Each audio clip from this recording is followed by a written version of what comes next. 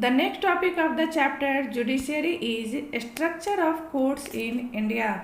There are three different levels of court in our country: district court, high court और supreme court. तो इस pyramid में हम देखते हैं कि जो सबसे लोअर लेवल का कोर्ट है वो है डिस्ट्रिक्ट कोर्ट, इसके ऊपर हाई कोर्ट है और सबसे सुपीरियर लेवल का या सुप्रीम लेवल का है उसे हम सुप्रीम कोर्ट या उच्चतम न्यायालय कहते हैं। तो इस हेरारकी में हम देख पा रहे हैं कि सबसे ये जो हेरारकी ऑफ कोर्ट्स है इसमें सबसे ऊपर सुप्रीम कोर्ट, उससे नीचे हाई कोर्ट तथा सबसे लोअर लेवल का कोर्ट होता है डिस्ट्रिक्ट कोर्ट। हम यहाँ डिस्ट्रिक्ट कोर्ट से स्टार्ट करते हैं। जैसा कि हम सभी जानते हैं कि भारत जो है हमारा इंडिया 28 स्टेट्स में बटा हुआ है और प्रत्येक स्टेट जो है वहाँ प्रत्येक स्टेट बहुत सारे डिस्ट्रिक्ट में बटे हुए हैं। और प्रत्येक डिस्ट्रिक्ट का अपना एक डिस्ट्रिक्ट कोर्ट होता है और जिन डिस्ट्रिक्ट का अपना कोर्ट नहीं है वो उन डिस्ट्रिक्ट में दो डिस्ट्रिक्ट एक साथ मिलकर वो अपना कोर्ट शेयर करते हैं। डिस्ट्रिक्ट कोर्ट को हम जो है इसे सबऑर्डिनेट कोर्ट भी कहते हैं और district court is presided over by the district जज। इसकी अध्यक्षता डिस्ट्रिक्ट जज द्वारा की जाती है। यह एक ऐसा कोर्ट है, डिस्ट्रिक्ट कोर्ट एक ऐसे लोअर लेवल का कोर्ट है जहां सबसे ज़्यादा लोगों का इंटरेक्शन होता है और सबसे ज़्यादा तरह के केस की सुनवाई होती है। सबऑर्डिनेट कोर्ट को अलग अलग नामों से भी जाना जाता है, जैसे कि ट्रायल कोर्ट और the court of the district जज, एडिशनल सेशन जज, chief judicial magistrate, metropolitan magistrate etcetera. तो अब नेक्स्ट है हाई कोर्ट। हाई कोर्ट प्रत्येक राज्य का अपना एक अलग हाई कोर्ट होता है और हाई कोर्ट किसी भी स्टेट लेवल का सबसे ऊपर के लेवल का कोर्ट होता है। जैसे कि डिस्ट्रिक्ट लेवल से यह हमेशा ऊपर होता है।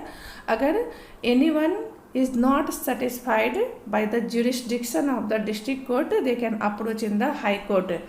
तो अगर राज्य में किसी भी व्यक्ति को अगर लोअर लेवल के कोर्ट के जुरिस्डिक्शन से सेटिस्फाइड नहीं है तो वो हाई कोर्ट में अप्रोच कर सकता है।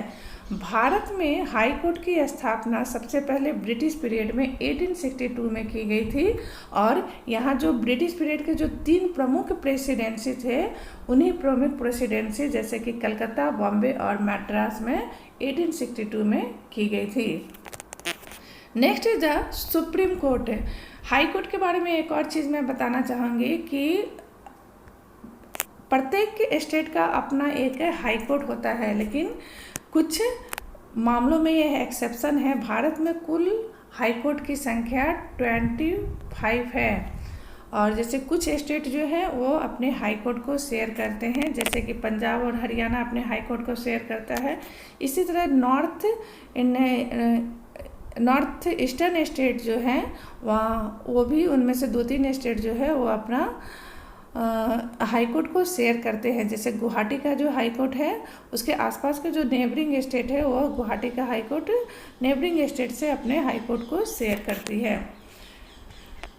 Next is the supreme court. ये जो है सबसे ऊपर के लेवल का कोर्ट है। सुप्रीम कोर्ट सबसे ऊपर का लेवल का कोर्ट है और इसे हम सुप्रीम कोर्ट को उच्चतम न्यायालय भी कहते हैं।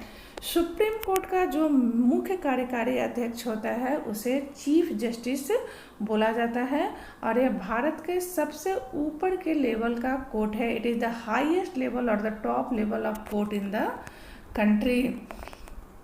सुप्रीम कोर्ट की एक यह विशेषता है कि if the people of India if they are not satisfied to the jurisdiction of the high court, they can move in the Supreme Court or they can approach in the Supreme Court।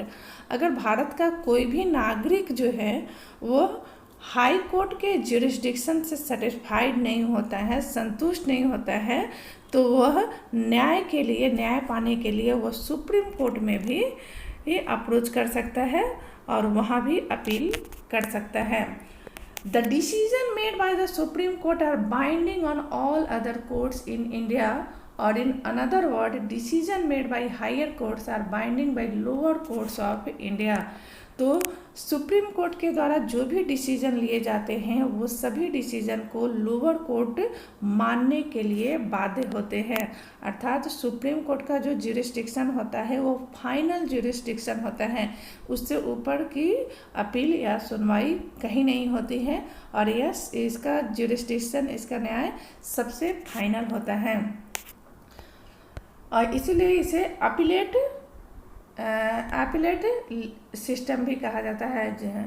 ये जो supreme court है इसको appellate system भी कहा जाता है, क्योंकि जैसा कि मैंने पहले बताया कि अगर कोई भी व्यक्ति, भारत का कोई भी नागरिक को यह बिलीव करता है कि उसे हाई कोर्ट से या लोअर लेवल के कोर्ट से उसको सेटिस्फाइड नहीं हुआ है, तो लोअर लेवल के बाद वो हाई कोर्ट में अपील कर सकता है, और हाई कोर्ट से सेटिस्फाइड नहीं होने के बाद वह सुप्रीम कोर्ट में अपील कर सकता है जस्टिस के लिए।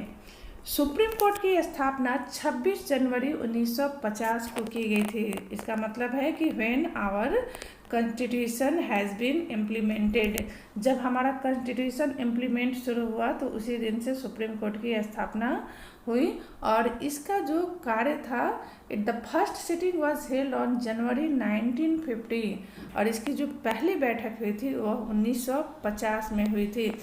करेंटली मैक्सिमम स्ट्रेंथ ऑफ जजेज आर 34 इंक्लूडिंग चीफ जस्टिस। अभी सुप्रीम कोर्ट के जजों की संख्या जो है वह 34 है, जिसमें कि चीफ जस्टिस भी सम्मिलित है, इंक्लूडिंग चीफ जस्टिस। और जब भारत के उच्चतम न्यायालय की स्थापना हुई थी उस समय सुप्रीम कोर्ट के जजों की संख्या कुल 8 थी, including chief justice. Chief justice को मिलाकर कुल 8 या 7 की संख्या थी। In the next class, I will explain about that the two different branches of the legal system